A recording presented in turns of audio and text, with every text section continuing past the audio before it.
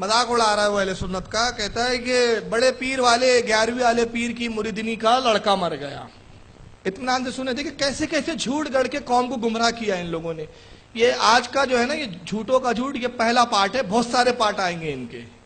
इनको पूरी तरह नंगा करेंगे इंशाल्लाह कि कितने बड़े झूठे हैं ये। आज तो पहला पार्ट है, ये पहली तकरीर है मेरी झूठ पे। इस पे और भी तकरीर आइंदा करूंगा मैं।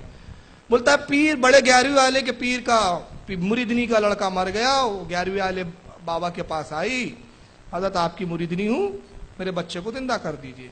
गौस पाक ने कहा नहीं हो सकता। कहा नहीं करना पड़ेगा। तो फिर वो मलकुल मौत को देखा गौस पाक ने, वो थैले में सारी रूहें ले जा रहा था मलकुल मौत का, इसका बच्चा लौटा दे। उसने कहा नहीं, इजाजत नहीं है। 11वीं वाले पीर ने जो है वो मलकुल मौत को एक थप्पड़ मारा, थैला छीन लिया, उल्टा सारी रूहें फुर्र हो गई।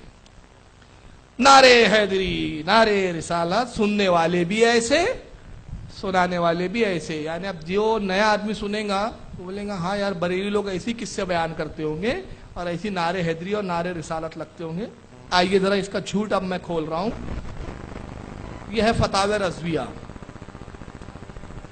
अब फतावे रज़विया शरीफ की जिल्द नंबर 29, सफा नंबर 629। सरकार आला हजरत से पूछा जा रहा है वही सवाल। हजरत के एक मुरीद का इंतकाल हो गया।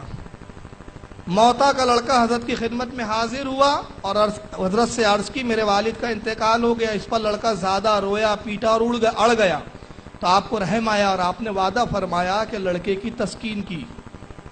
वादा फरमाया और लड़के की तस्कीन की। बादहू हजरत इजराइल अलैहिस्सलाम को मराकिब होकर रोका। जब हजरत इजराइल अलैहिस्सलाम रुके, आपने दरियाफ्त की हमारे मुरीद की रूह तुमने कब्ज की है? जवाब दिया हाँ। आपने फरमाया रूह हमारे मुरीद की छोड़ो।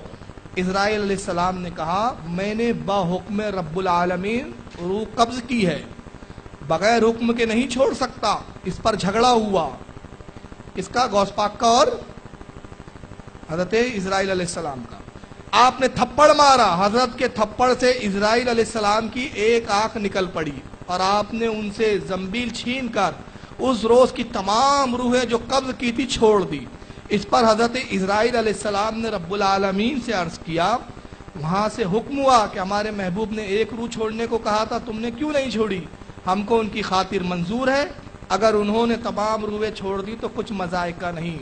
शरआन इन रिवायतों का बयान करना मजलिस मौलूद शरीफ या वाज वगैरह में दुरुस्त है या नहीं?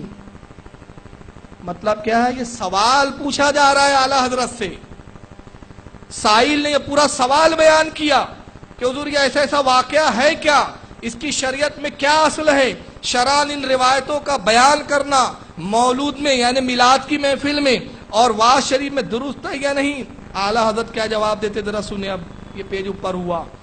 आला फरमाते हैं दूसरी रिवायत वही मुरीद वाली, इबलीस की गड़ी हुई है और उसका पढ़ना और सुनना दोनों हराम।